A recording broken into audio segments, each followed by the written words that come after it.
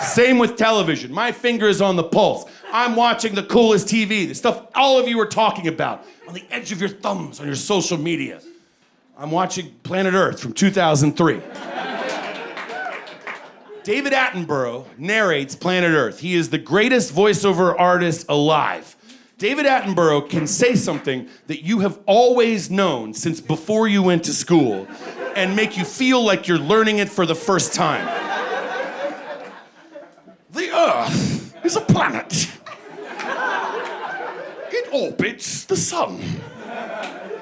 Its surface, mostly round, is comprised primarily of liquid water.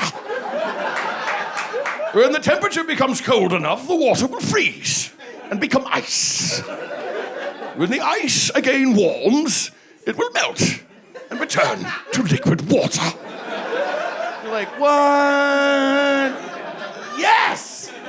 I've always known this, but it's the answer to everything. David Attenborough is the greatest voiceover artist alive, and he knows it. He knows he has status. He knows there's a sir in David Attenborough. You can hear this sometimes when he's narrating a scene, and you're watching something with puffins or something. And you can, if you pay close attention, listen to it, you know there's a script. But when he's in the voiceover booth, he's David Attenborough. He doesn't really have to stick to the script if he doesn't want to.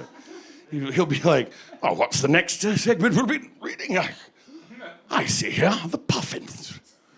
Well, I'm sure you've put in a lot of work into the script. But if you don't mind, I think I might like to speak extemporaneously on the puffins for a moment.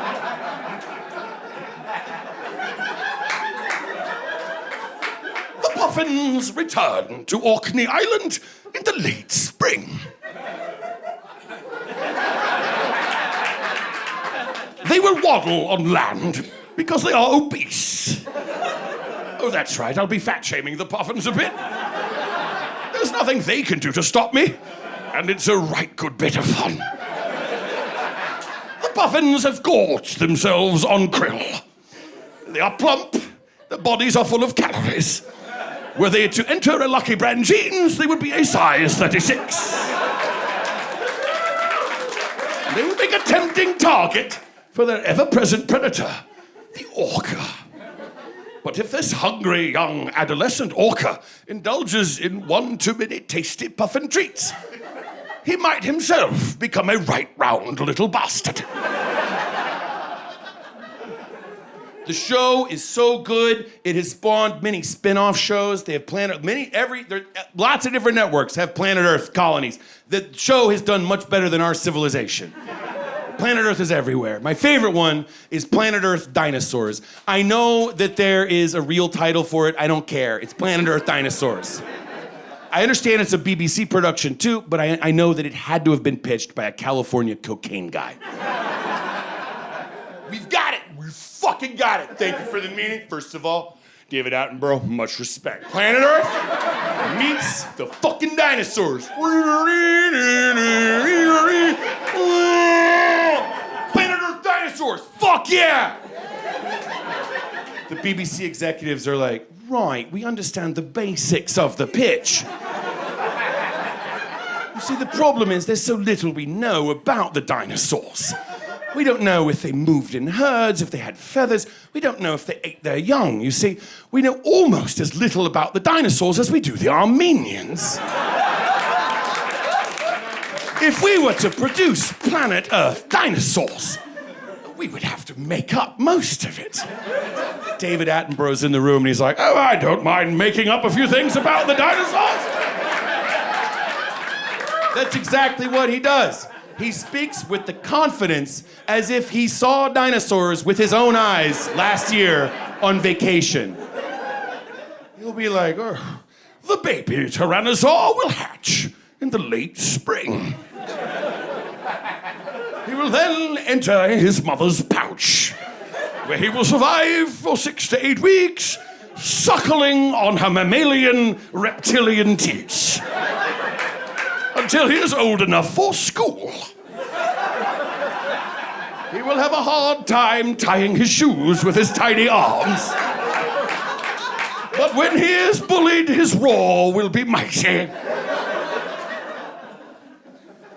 I love when you can see the inner life of the voiceover artist bleeding through into their work. It happens all the time on planet Earth. You're watching like the Triceratops or something, and then David Attenborough's narrating it, and you're like, that has nothing to do with the Triceratops. That's just your ideas about society. It'd be like, the female Triceratops goes into heat in the late spring. Being the dominant sex of her species, she will defend her territory against rival Triceratops cows.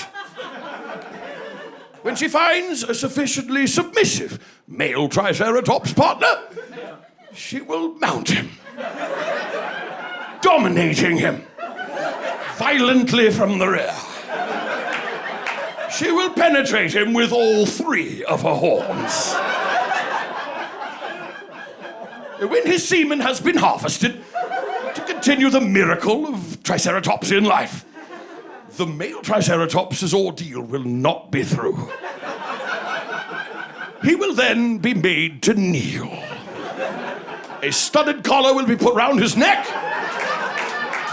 Dark eyeshadow applied round his eye sockets. A vinyl copy of Depeche Mode will play. And he will be forced to refer to his mistress as, yes, madame. Because this Triceratops has been a very naughty boy. And sometimes even the Triceratops prefers when he tricerabottoms.